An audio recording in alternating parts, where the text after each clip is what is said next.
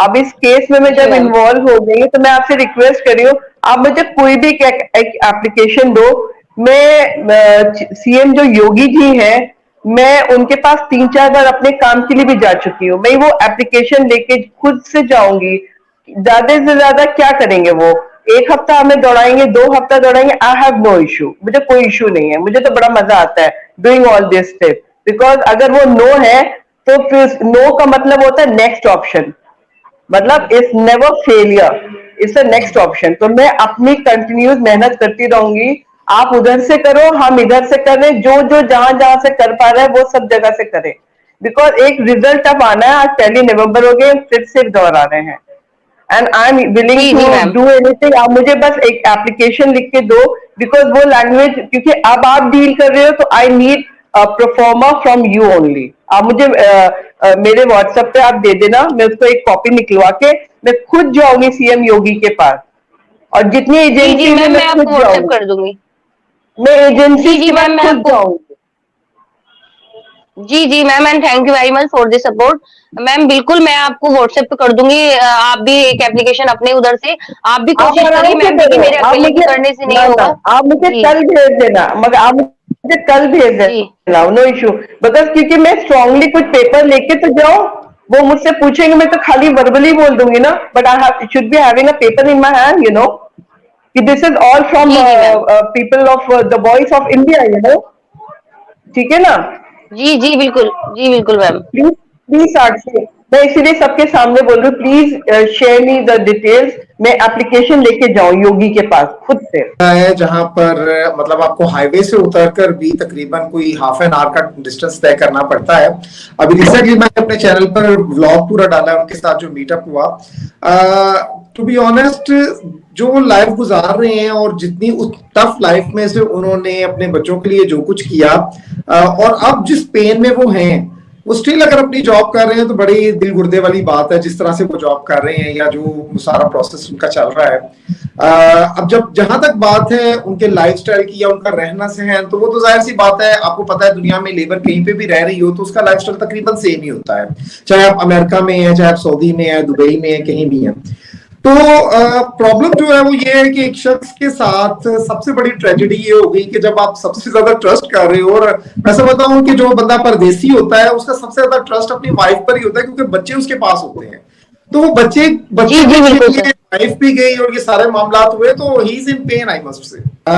मेरा जो है ना वो एक पॉइंट ऑफ व्यू है कि आप जो भी काम करें, एक तो जितनी भी, जैसे मैम कविता कह रही है ना कि किसी भी कंट्रोवर्सी में नहीं आए। आपका जो काम है, जो अटेम्प्ट है, वो बेसिकली बहुत कहते हैं सुची होनी, साफ होनी और क्लियर होनी है।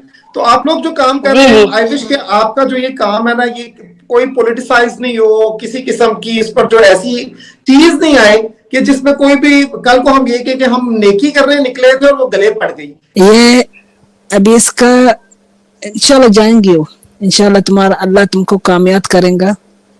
तुम ये केस जी लिया, मैम। हाँ इंशाल्लाह इंशाल्लाह। ये बहुत, अभी इसका भाई मिला, माँ मिला, सास मिला, ससुर मिला, सब मिला। अभी बोला क्या, और बात करी, बोला पाकिस्तानी औरत लोग जूता का जैसा है, उधर जूता समता है इसको। ये क्यों हर बार यानी पाकिस्तान पाकिस्तान बोलती है? तुम उधर रही जिंदगी, क्या पूरा जिंदगी तुम्हारा उधर था, जब ये अपने मुल्क से इसको खैर नहीं है, अभी इंडिया के लिए खैर होएगा बहुत जी बहुत। जी जी। तो फैजल भाई, जैसा कि कुछ लोग बोलते हैं कि हैदर भाई तो व्लॉग शूट कर रहे हैं डिजिटल मोहसिन के साथ, कोई कुछ कहते हैं क्या उन्हें अपनी जिंदगी जीने का अधिकार नहीं है? मतलब कम से कम लोग उस बंदे को तो छोड़ दो। सीमा हैदर की तो वो तारीफें करते हैं, और हैदर भाई को जाके वो कमेंट्स में उल्टा सीधा बोल के उनका दिमाग मतलब इतना ज्यादा उन्हें हैरेस कर रहे हैं मेंटली, बहुत ज्यादा। जी जी बहुत सर, ज्यादा। बोले कुछ। ये फैक्टर जो है, बल्कि बकायदा तौर पे मैंने अपनी वीडियो में उनसे बोला था कि उन्होंने ये बात की है कि आपको तनकीद का हक नहीं है, अगर आप मेरी हेल्प कर सकते हैं तो करें। काइंडली कम से कम मैं जिस सिचुएशन में हूं, मेरी सिचुएशन को समझे। एक बाप से उसका घर बार चला गया, चलो पैसा तो फिर आ जाएगा, मेरे बच्चे मेरे पास नहीं है, इससे बड़ी मेरे लिए तकलीफ की क्या बात हो सकती है? एक बाप से जो खास तौर पर ऑलरेडी परदेश में रह रहा है, काफी अरसे से बच्चों से मिला नहीं, अब उसको मिलने की भी उम्मीद नहीं है, तो डेफिनेट सी बात है उसके लिए कितनी पेनफुल है। मैंने उनकी कई वीडियोस देखी थी टिकटॉक पर, जब वो लाइव आते थे यहाँ पर सऊदी में, तो लोग उनको बड़ी अजीब तरह की मैसेज कर रहे होते हैं कि आप जो है वो जी आपसे एक औरत नहीं संभाली गई, आपसे ये मामला हो गए, आप क्या हो, आप मर्द नहीं हो। यानी एक बंदे को जो ऑलरेडी एक डिप्रेशन में है, आप इस तरह की वर्डिंग बोल रहे हो, क्या ये कोई समझ आने वाली बात नहीं है। अगर आप किसी के साथ जो है वो मदद नहीं कर सकते, आप हमदर्दी के 2 लफ्ज तो बोल सकते हैं ना, आप अगले का दिल रखने के लिए उसको दुआ तो दे सकते हैं ना। अगर आपसे ये भी नहीं हो रहा तो आप लाइव पे ही ना आए, लेकिन आके जाके आप उसकी जो है मर्दानगी की बात करना शुरू हो गए हैं कि आप ये नहीं है और ये नहीं है। और उसे डेफिनेटली एक बंदा जब पेन में होता है ना, तो आप उसे मजाक में भी बात नहीं कर सकते। जब कोई शख्स, और मैं ये समझता हूँ कि अगर कोई शख्स प्रॉब्लम में है ना, तो अगर आप उसको छोटी सी भी बात करेंगे वो डायरेक्ट उसके दिल पे लगेगी, चाहे आप मजाक में क्यों ना बात कर रहे हो। तो बड़ा बिल्कुल सर, ऐसा ही है। बड़ा केयरफुल होना चाहिए इंसान को जब कोई इंसान मुश्किल में है। और मैं वहां पर गया हूँ, आप यकीन माने, उन्होंने जिस तरह से मेरे साथ वहां पे बैठ के बात की और जिस तरह से उनका वहां पर था तरीकाकार, और एंड पर मैंने उनको बड़ा रोका, खाना उन्होंने मुझे वहां पे खिलाया। और यकीन जाने मेरे दिल से यही दुआ है कि अल्लाह करे कि ये मामला उनका जल्दी हल हो और एटलीस्ट बच्चे हैं। फिर एक क्वेश्चन बार बार उनसे पूछा जाता है कि हाँ जी पाकिस्तान कब जाओगे, इंडिया कब जाओगे, जाते क्यों नहीं हो, यहाँ क्यों बैठ के हो, क्या वजह है, क्यों नहीं निकलते यहाँ से। मैंने उनसे ये क्वेश्चन पूछा, मैंने कहा पहले तो मुझे आपके सवाल का जवाब दे दे। मेरा जो व्लॉग है वो सारा डील भी इससे कर रहा है कि आप पाकिस्तान क्यों नहीं जाते, आप इंडिया क्यों नहीं जाते। तो जवाब उनका जो था वो बड़ा अच्छा था कि मुझे इंडिया या पाकिस्तान जाने में कोई दिक्कत नहीं है, मुझे आज पता लग जाए कि मेरे बच्चे जो है वो मुझे मिल जाएंगे तो मैं रात की टिकट, सुबह की टिकट करवा के जो है पाकिस्तान पहुंच जाऊंगा, इंडिया पहुंच जाऊंगा। लेकिन अगर मुझे कोई आगे से चीज नजर आ रही होगी तो मैं जाऊंगा। मैं अपनी जॉब छोड़कर अगर वहां पे पहुंच जाऊंगा तो मैं अपने बाकी मामला में तो पहले लुट गया हूँ सारा, मेरे से तो सब कुछ छिन गया है। तो मैं अगर ये नौकरी भी छोड़कर वहां पाकिस्तान चला जाऊंगा तो मैं कैसे अपने मामला गुजारूंगा, मैंने जिंदगी गुजारनी है, बच्चे आगे लग रहे हैं, कैसे मामला तय होंगे।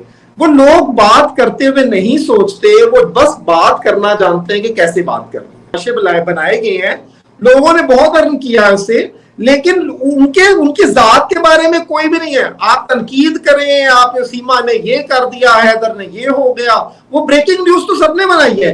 लेकिन एक्चुअली मैंने आपको देखा आते साथ ही कविता मैम को और साक्षी मैम आपको मैंने अप्रिशिएट किया है, क्योंकि आप लीगली कुछ कर रहे हैं। हम बातें बहुत कर लेते हैं लाइव पर आके, ये हो गया, सीमा ने आज ऐसे कर दिया, but what the legal basis पे हम क्या कर रहे हैं, कुछ भी नहीं। So that was the most important thing. मैं अक्सर बात करता हूं कि अगर यही केस सऊदी में हो जाता, दुबई में हो जाता या किसी और कंट्री में हो जाता तो शायद हम लोग यहाँ से कुछ ना कुछ कर सकते।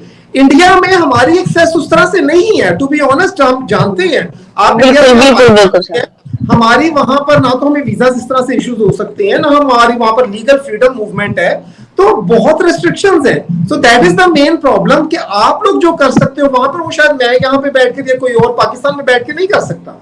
सो you guys are doing amazing job. बल्कि मेरी आप दोनों से रिक्वेस्ट है कि इंशाल्लाह ताला मैंने लाइव करना है, तो जो भी आप लोगों ने लेटेस्ट अपडेट इंडिया में करनी है ना, वो आपने मेरे साथ जरूर शेयर करनी है, क्योंकि मैं ये चाहता हूँ कि लोगों को पता चले कि इंडिया के लोग जो है वो हैदर भाई के साथ कितना अटैच है और लीगली वहां पे काम हो रहा है, सिर्फ बातों से काम नहीं हो रहा है। हमारे पास अंजू और सीमा लोग बड़ी बात करते हैं जी, अंजू का केस है।